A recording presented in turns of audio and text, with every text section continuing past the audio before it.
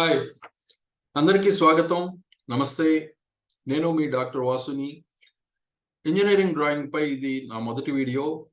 నేను engineering drawing లోని అన్ని టాపిక్లని అప్లోడ్ చేయబోతున్నాను. టిపికల్ ప్రాబ్లమ్స్ ని అందరికీ ఈజీగా అర్థమయ్యేలాగా అన్ని మాడ్యూల్స్ ప్లాన్ చేశాను. వరుసగా ఈ వీడియోలను మీరు చూస్తే డ్రాయింగ్ చాలా ఈజీగా అర్థం చేసుకోవచ్చు, నేర్చుకోవచ్చు. అన్ని టాపిక్స్ ఇంట్రెస్టింగ్ గా ఉంటాయి. మీరు వీటిని చక్కగా ఎంజాయ్ చేస్తూ నేర్చుకుంటారు అనుకుంటున్నాను. ఈ డ్రాయింగ్ తో పాటు ఇంకా వేరే సబ్జెక్ట్స్ గురించి మరింత తెలుసుకోవాలనుకుంటే ఈ ఛానల్కు సబ్స్క్రైబ్ చేయండి. మీకు ఈ లెక్చర్ నచ్చితే ఒక లైక్ బటన్ నొక్కండి. ఫ్యూచర్లో ఇలాంటి వీడియోలు ఇంకా డెవలప్ చేయడానికి మోటివేషన్గా ఉంటుంది. ఇప్పుడు డైరెక్ట్ టాపిక్లోకి వెళదాం. Let's see the beauty of engineering drawing. Okay, so engineering drawing అంటే ఏంటి? ఇంజనీరింగ్ డ్రాయింగ్ ఇంజనీర్స్ లాంగ్వేజ్ గా చెప్తాం. అంటే మనకి ఉన్న అభిప్రాయాల్ని, ఒక ఐడియాస్ని ఎదుటి మనిషికి చెప్పడానికి వాడేటటువంటి కమ్యూనికేషన్ ఆ లాంగ్వేజ్ అవుతుంది. సో మనకు ఒక సేయింగ్ ఉంది, ఏ పిక్చర్ వర్త్ 1000 words ఉంది. అంటే ఇప్పుడు నాకు ఒక ఐడియా ఉంది, దాన్ని ఎదుటి వాళ్ళకి ఎక్స్ప్లెయిన్ చేసి చెప్పాలి అని అంటే దాన్ని చెప్పడానికి మనకి ఒక 1000 words చాలకపోవచ్చు ఒక్కోసారి. అంటే దాని యొక్క కాంప్లికేషన్ ఎక్కువ అయ్యే కొద్దీ ఇంకా ఎక్కువ అవసరం అవ్వచ్చు. ఎన్ని వర్డ్స్ వాడినా ఒక్కోసారి అసలు మన భావాన్ని వ్యక్తీకరించలేకపోవచ్చు.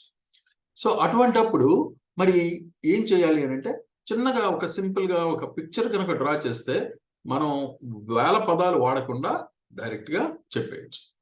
అంటే మనం కాంప్లెక్స్ డ్రాయింగ్స్, కాంప్లెక్స్ ఆబ్జెక్ట్స్ ని కూడా 3D ఆబ్జెక్ట్స్ ని ఒక 2-dimensional పేపర్ మీద పెట్టే అవకాశం. మరి ఇది ఎవరికి? ఈ డ్రాయింగ్ అనేది మనకి ఒక అపోహ ఒకటి ఉంది. జనాలు చాలా మంది రకరకాలుగా అభిప్రాయాలతో ఉన్నారు. ఏమేంటి అంటే, ఈ ఇంజనీరింగ్ డ్రాయింగ్ అనేది మెకానికల్, సివిల్ ఇంజనీర్స్ కి మాత్రమే. అది చాలా రాంగ్ నోషన్. ఎందుకు అని అంటే, ఒక మెకానికల్ ఇంజనీర్, సివిల్ ఇంజనీర్సే కాదు, మనకి ఆబ్జెక్ట్స్ ఏమైనా కమ్యూనికేట్ చేయాలి అనుకుంటే ఎవరికైనా అవసరం. Especially A branch of engineering అయినా ఇది అవసరం అవుతుంది.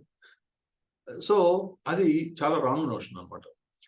ఎనీవన్, అది ఆ యొక్క ఐడియాని ఎక్స్ప్రెస్ చేసే ప్రతి మనిషికి అవసరమైనటువంటిదే. కాకుంటే ఇక్కడ మనం ఇంజనీరింగ్ డ్రాయింగ్ అని కొన్ని రూల్స్ అండ్ రెగ్యులేషన్స్ ప్రకారం మనం దాన్ని ఎలా వ్యక్తీకరించాలి అన్నది నేర్చుకుంటాం, అంతే తేడా. మరి ఒక కంప్యూటర్ సైన్స్ ఇంజనీర్కి ఎందుకు అవసరమా? రైట్, కంప్యూటర్ సైన్స్ ఇంజనీర్ అంటే ఒక సాఫ్ట్వేర్ డెవలప్ చేయొచ్చు. ఆ సాఫ్ట్వేర్ అనేది డెవలప్ చేసేవి ఒక ప్రోడక్ట్ డెవలప్మెంట్ కోసం కావచ్చు, లేదంటే ఒక డిజైన్ సాఫ్ట్వేర్ కావచ్చు, లేదా ఒక మ్యానుఫ్యాక్చరింగ్ కోసం చేయొచ్చు, లేదా సివిల్ ఇంజనీరింగ్ కావాల్సిన ఆర్కిటెక్చరల్ డిజైన్ సాఫ్ట్వేర్స్ కావచ్చు. ఇలా రకరకాల ఇవి చేసేటప్పుడు ఆ అభిప్రాయం, అసలు ఆ ఆబ్జెక్ట్ యొక్క డీటెయిల్స్ తెలిస్తే కానీ ఆ సాఫ్ట్వేర్ డెవలప్ చేయడానికి అవకాశం దొరకదు. సో అంతేకాకుండా యానిమేషన్స్ అవి చేయడానికి కానీ, ఇటువంటి గేమ్స్, వీటికి సాఫ్ట్వేర్ డెవలప్ చేసేటప్పుడు ఎవరికైనా ఒక సాఫ్ట్వేర్ ఇంజనీర్కి అవసరం అవుతుంది. రకరకాల వ్యూస్ ఎలా ఉంటాయి, సపోజ్ ఒక ఆబ్జెక్ట్ వ్యూని ఎలా చూపించాలి, రైట్, లేదా ఒక ఇంటిని ఒక ఆర్కిటెక్చరల్ ఇది ఎలా, దాన్ని యాంగిల్స్ లో, డిఫరెంట్ యాంగిల్స్ లో ఎలా ఉంటుంది చూపించడానికి కావాలి. సో అందరు ఇంజనీర్స్, ప్రతి ఇంజనీర్కి అవసరమైన సబ్జెక్టే ఇది. సో అంతేకాకుండా దీని నుంచి ఇంకా వచ్చే బెనిఫిట్స్ ఏంటి అంటే, మన యొక్క ఇమాజినేషన్ పెరుగుతుంది, మన యొక్క ఆలోచన పరిధి మారుతుంది, ఇది క్రియేటివ్ థింకింగ్ పెరుగుతుంది. ఎందుకంటే ఇది రైట్ బ్రెయిన్ యాక్టివిటీ. మనం డ్రాయింగ్ అనేది ఎప్పుడైతే ఈ విధమైన ఆలోచనలోకి వెళతామో అది రైట్ బ్రెయిన్ యాక్టివిటీ కింద మారి మన క్రియేటివ్ థింకింగ్ మారుతుంది. మనం చేసే ప్రతి పనిలో కూడా ఆ క్రియేటివిటీ కనిపిస్తుంది. సో ఆ విధంగా కూడా ఇది ఉపయోగమే. సో డైరెక్ట్గా మనం ఇక టాపిక్ లోకి వెళితే, ఇక్కడ డ్రాయింగ్ మొదలుపెట్టే ముందు మనకు కొన్ని ఇన్స్ట్రుమెంట్స్ అనేవి అవసరం అవుతాయి. ఆ ఇన్స్ట్రుమెంట్స్ ఏమేంటి అంటే, ఒక డ్రాయింగ్ బోర్డు కావాలి, తర్వాత ఒక mini drafter, right, set squares. Set squares 2 రకాలు, 45, 30, 60. తర్వాత ఒక scale, compass, divider, protractor. Protractor separate గా అవసరం లేదు, ఇక్కడ 45 degrees దానిలోనే ప్రొట్రాక్టర్ కూడా ఉంటుంది.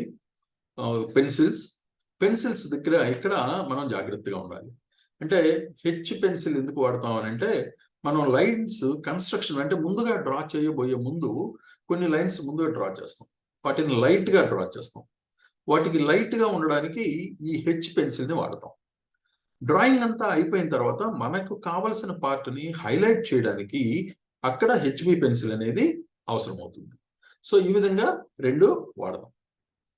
ఎరేజర్ ఒకటి, తర్వాత ఒక drawing sheet, next drawing board clips, sheet fix చేయడానికి అవసరం అవుతాయి. సో తర్వాత అసలు ఒక లైన్ అనేది ఎలా డ్రా చేయాలి? ఫస్ట్ ఒక లైన్, ఒక 100 mm లాంగ్ లైన్ డ్రా చేయాలి అంటే ఏం చేయాలి? ఫస్ట్ ఏం చేస్తామంటే ఒక థిన్ లైన్ ఒకటి డ్రా చేస్తాం, కొంత లెంగ్త్ అంటే 100 mm కంటే ఎక్కువే. ముందు ఒక లైన్, థిన్ లైన్ డ్రా చేస్తాం. చేసిన తర్వాత అక్కడ ఒక పాయింట్ ఏ అని తీసుకుని అక్కడి నుంచి స్కేల్తో 100 mm దగ్గర ఈ లైన్ మీద మనం ఒక పాయింట్ మార్క్ చేస్తాం. 100 mm ఇక్కడ నుంచి కలిసి ఈ 100 mm దగ్గర ఒక పాయింట్ మార్క్ చేసుకుంటాం. ఆ పాయింట్ సి అనుకుంటే అప్పుడు ఈ ఏసీ అనేది మనకు కావాల్సిన 100 mm లాంగ్ లైన్. ఈ ఏసీని హైలైట్ చేసాం. ఇక్కడ నేను మనకి క్లారిటీ కోసం కొంచెం థిక్గా తీసుకున్నాను, కానీ ఇక్కడ యాక్చువల్గా మీరు డ్రా చేసేటప్పుడు ఏంటంటే లైన్ థిన్గా ఉండాలి కానీ డార్క్గా ఉండాలి ఫైనల్ లైన్. దీన్ని కన్స్ట్రక్షన్ లైన్స్ అని అంటాం. ఫస్ట్ మనం డ్రా చేసే లైన్స్ అన్ని కూడా ఇవన్నీ కన్స్ట్రక్షన్ లైన్స్ అంటాం. ఫైనల్ గా ఎంత మనకి ఏదైతే కావాలో దాన్ని మాత్రమే హైలైట్ చేస్తాం. ఓకే, దీన్ని హైలైట్ చేస్తాం అంటే డార్క్ చేస్తాం కానీ థిన్గానే ఉండాలి. ఈ లైన్ ఎలాగో థిన్గానే ఉంటుంది. ఓకే, నౌ ఇదైన తర్వాత దీని లెంగ్త్ ఎంత అన్నది ఇండికేట్ చేయడానికి ఈ ఎండ్స్ లో ఏ దగ్గర సి దగ్గర పర్పెండిక్యులర్ లైన్స్ డ్రా చేస్తాం. వీటిని ఎక్స్టెన్షన్ లైన్స్ అని పిలుస్తాం. దీనికి మన లైన్ కి ప్యారలల్ గా లేదా ఎక్స్టెన్షన్ లైన్స్ కి పర్పెండిక్యులర్ గా ఇంకొక లైన్ డ్రా చేసి ఈ లైన్ కి చివర్లో యారోస్ ని మార్క్ చేస్తాం. యారో ఎండ్స్ అంటే ఈ యారోకి ఈ టిప్పు మధ్య కనుక డిస్టెన్స్ తీసుకున్నా 100 ఉంటుంది. అంటే కరెక్ట్ గా ఈ లైన్ లెంగ్త్ 100 mm ఇండికేట్ చేస్తున్నాం. ఇక్కడ డ్రా చేసేటప్పుడు 100 అనే రాశాను కానీ అని రాయలేదు. కారణం ఏంటి అంటే మనం ఒక డ్రాయింగ్ షీట్ లో డ్రా చేసేటప్పుడు చివర్లో కింద all dimensions are in millimetres అని రాస్తాం. కాబట్టి అన్ని కూడా డైమెన్షన్స్ జనరల్ గా 100 అని వదిలేస్తే సరిపోతుంది. మిల్లీమీటర్స్ లో అన్ని కూడా మిల్లీమీటర్స్ కన్వర్ట్ చేసి రాయాలి. ఒకవేళ అది కనుక మిల్లీమీటర్స్ కాకుండా వేరే డైమెన్షన్ ఏదైనా ఉంటే అప్పుడు యూనిట్స్ ఇండికేట్ చేయాలి.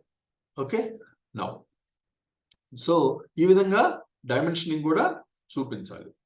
తర్వాత బైసెక్షన్ ఆఫ్ ఎ లైన్. ఒక లైన్ మనకి ఇచ్చారు, ఆ లైన్ బై అంటే రెండు ఈక్వల్ పార్ట్స్ గా ఎలా డివైడ్ చేయాలి. సపోజ్ ఏబి అనేది మనకి ఇచ్చిన లైన్, ఈ ఏబిని డివైడ్ చేయాలి. రెండుగా డివైడ్ చేయడానికి ఏం చేస్తామంటే మనం ఒక కంపాస్ తీసుకుని కంపాస్ తో ఒక రేడియస్ సెట్ చేసుకుంటాం. ఎంత అంటే ఈ లైన్ కంటే హాఫ్ కంటే ఎక్కువ ఉండేలా రఫ్ గా, కొలవాల్సిన అవసరం లేదు, రఫ్ గా హాఫ్ అంటే ఇక్కడ దాకా అనుకున్నాం. అంటే ఇక్కడికంటే కొంచెం ఎక్కువ ఈ డిస్టెన్స్ ఎక్కడైనా ఇక్కడ నుంచి ఇక్కడ దాకా సపోజ్ ఉండేలాగా రేడియస్ సెట్ చేసుకుని ఈ పాయింట్ ఏ సెంటర్ గా ఒక ఆర్క్ డ్రా చేస్తాం.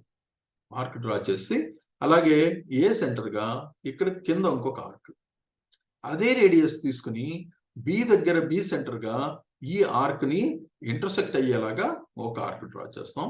అలాగే కింద ఈ ఇక్కడ రెండు ఆర్క్స్ ఇంటర్సెక్ట్ అవుతున్నాయి ఒక పాయింట్ దగ్గర, ఈ ఒక పాయింట్ వస్తున్నాయి. ఆ పాయింట్స్ ని మార్క్ చేస్తే సి అండ్ డి కింద ఈ రెండు పాయింట్స్ ని కనుక మనం జాయిన్ చేస్తే లైన్ తో ఈ లైన్ వచ్చే లైన్ ఈ మన యాక్చువల్ లైన్ ని కరెక్ట్ గా రెండు ఈక్వల్ పార్ట్స్ కింద చేస్తుంది అనమాట. అంటే ఆ పాయింట్ ని ఈ అని పిలుస్తుంది. సో ఇది bisection of A line. Okay, next bisection of arc. Suppose ఒక ఆర్క్ ఇచ్చారు మనకి, ఈ ఆర్క్ ని బైసెక్ట్ చేయాలి, రెండు ఈక్వల్ పార్ట్స్ గా చేయాలి. అంటే ఏ బి అని మార్క్ చేసుకున్నాం. ఇక్కడ కూడా కంపాస్ తీసుకుని దానికి రేడియస్ ఎంత అంటే సగం కంటే ఎక్కువ ఉండేలాగా రఫ్ గా, అంత ఎగ్జాక్ట్ అవసరం లేదు, సగం ఇది అనుకుంటే సగం కంటే కొంచెం ఎక్కువ ఉండేలాగా మార్క్ చేసుకొని ఏ సెంటర్గా ఒక ఆర్క్ డ్రా చేస్తుంది. అలాగే బి సెంటర్గా ఇంకొక ఆర్క్ని దీన్ని ఇంటర్సెక్ట్ అయ్యేలాగా డ్రా చేస్తే ఇక్కడ ఒక పాయింట్ వస్తుంది. అలాగే దాని పాయింట్ సి అన్నాం. అలాగే బి సెంటర్గా ఇక్కడ కింద ఒక ఆర్క్ డ్రా చేసాం. ఏ సెంటర్గా దాన్ని ఇంటర్సెక్ట్ అయ్యేలా ఇంకో ఆర్క్. ఈ రెండు ఇంటర్సెక్ట్ అయ్యే పాయింట్ని డి అని పిలిస్తే, డి అనుకుంటే సిడిని జాయిన్ చేస్తే ఇది ఎగ్జాక్ట్లీ రెండు ఈక్వల్ పార్ట్స్ చేస్తుంది. ఏబిని ఈ మొత్తం ఎంటైర్ ఆర్క్ని రెండు ఈక్వల్ పార్ట్స్ చేస్తుంది. దాన్ని పాయింట్ ఈ కింద మార్క్ చేసుకోవచ్చు. సో సపోజ్ మనకి ఇక్కడ division of A line into 10 equal parts. ఒక లైన్ 167 millimeters ఉన్న లైన్ని 10 ఈక్వల్ పార్ట్స్ చేయాలంటే ఏం చేయాలి?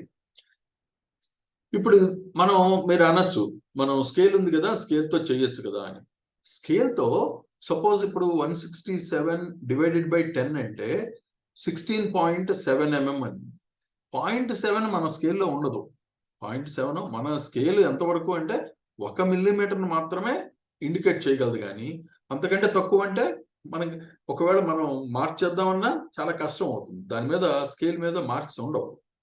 కాబట్టి ఇటువంటివి చెయ్యాలి అని అంటే మనకి చాలా కష్టమైన పని. అందుకని ఏం చేస్తాం అంటే ఒక చిన్న సింపుల్ ప్రొసీజర్ ఉంది. దాని ప్రకారం మనం ఇచ్చిన లైన్ 167 mm మార్క్ చేసాం, మిల్లీమీటర్స్ ఉన్న లైన్ డ్రా చేసాం. దానికి డైమెన్షనింగ్ చూపించాం, ఏబి అని పేరు పెట్టాం. ఓకే, ఈ లైన్ 167 centimeters ఉంది, మిల్లీమీటర్స్ ఉంది. ఇప్పుడు ఏం చేస్తున్నాం అంటే ఏ దగ్గర ఒక లైన్ డ్రా చేద్దాం. అది ఎంతైనా యాంగిల్ ఉండొచ్చు, ఎంత యాంగిల్ అయినా ఉండొచ్చు. కొంత ఆ యాంగిల్ కానీ ఇవన్నీ మనకి కన్వీనియంట్, ఇక్కడ ఉన్న స్పేస్ ఎంత ఉంది దాన్ని బేస్ చేసుకొని ఒక లైన్ డ్రా చేసాం కొంత యాంగిల్లో. ఇక్కడ ఏం చేస్తామంటే మనకు కావాల్సిన కంపాస్తో ఒక లెంగ్త్ని మార్క్ చేసుకున్నాం. అది ఒక 12 mm అవ్వచ్చు, లేదా 15 mm అవ్వచ్చు, 10 mm అవ్వచ్చు, అంటే 1 centimeter అవ్వచ్చు. అలా ఒక నోన్ మనకు తెలిసిన ఒక మార్క్ చేసుకుందాం. ఆ మార్క్ చేసుకుని ఏ దగ్గర నుంచి ఈ పాయింట్స్ని వరుసగా మార్క్ చేసుకుంటూ వెళ్దాం. ఏ దగ్గర ఇక్కడ నుంచి ఒక ఆర్క్ డ్రా చేసి ఇక్కడ ఒక పాయింట్ మార్క్ చేసాం. అలాగే ఇక్కడి నుంచి ఇంకో పాయింట్ 2, 3, 4, 5 ఇలా 10 పాయింట్స్ మార్క్ చేసాం. 10 పాయింట్స్ మార్క్ చేసి వాటిని పేర్లు 1 2 అని పెడదాం. ఓకే, అలాగా 10 పాయింట్స్ని మార్క్ చేసాం. ఇక్కడ మార్క్ చేసిన తర్వాత ఏం చేస్తున్నాం అంటే లాస్ట్లో ఉన్న ఈ 10th పాయింట్ ఉంది కదా, ఈ పాయింట్ని బితో జాయిన్ చేద్దాం. బితో ఈ 10th పాయింట్ని కనుక మార్క్ చేస్తే ఇలా వస్తుంది. ఇప్పుడు ఏం చేస్తామంటే ఈ లైన్కి ప్యారలల్గా ఉండేలాగా, ఓకే, అది మినీ డ్రాఫ్ట్ తీసుకొని మనం చేసేసుకోవచ్చు ఈజీగా. ఇక్కడ ఈ లైన్కి ప్యారలల్గా ఉండేలాగా ఈ అన్ని పాయింట్స్ నుంచి పాస్ అయ్యేలాగా లైన్స్ డ్రా చేద్దాం. అంటే ఇలా అన్ని లైన్స్, అన్ని పాయింట్స్ నుంచి లైన్ డ్రా చేసాం. చేసిన తర్వాత ఈ లైన్స్ అన్ని ఏం చేస్తున్నాయంటే మన ఏబి లైన్ని, అసలు లైన్ని కొన్ని పాయింట్స్ దగ్గర ఇలా కొన్ని పాయింట్స్ దగ్గర ఇంటర్సెక్ట్ చేస్తున్నాయి. అంటే మనకు కొన్ని పాయింట్స్ వస్తున్నాయి. ఈ పాయింట్స్ని మనం ఏం చేస్తున్నాం అంటే 1 కరస్పాండింగ్గా 1 అని, 2 కరస్పాండింగ్గా 2 అని, ఇలా 10 పాయింట్స్ మార్క్ చేద్దాం. ఓకే, 10 పాయింట్స్ మార్క్ చేసాం. ఇప్పుడు కనుక తీసుకుంటే ఈ ఏబి అనే లైన్ ఎగ్జాక్ట్లీ 10 ఈక్వల్ పార్ట్స్గా డివైడ్ చేయడం జరిగింది. అంటే ఇప్పుడు A1 కనుక తీసుకున్న ఏ పాయింట్ 1, 2 ఈ డిస్టెన్స్ కనుక, లేదా 5, 6 తీసుకుంటే కరెక్ట్గా 16.7 mm ఉంటుంది అన్నమాట. ఓకే, సో ఈ విధంగా మనం ఏ లైన్ అయినా కావలసిన నంబర్, ఇక్కడ 10 తీసుకున్నాం, 10 ఉండాలనే లేదు, 7 పార్ట్స్ చేయొచ్చు, లేదా 8 పార్ట్స్ చేయొచ్చు, 12 పార్ట్స్ చేయొచ్చు, మన ఇష్టం. ఎన్ని పార్ట్స్ కావాలంటే అన్ని పాయింట్స్ని ఇక్కడ మార్క్ చేసుకొని ఇదే ప్రొసీజర్ ప్రకారం చేసుకోవచ్చు అన్నమాట. సో ఈ టాపిక్ మీకు బాగా అర్థమైంది అనుకుంటున్నాను. మీకు ఏదైనా క్వశ్చన్స్ కానీ సజెషన్స్ ఉన్నా కామెంట్ రూపంలో తెలపండి. నెక్స్ట్ వీడియోలో పాలిగాన్స్ గురించి చూద్దాం. Thank you very much.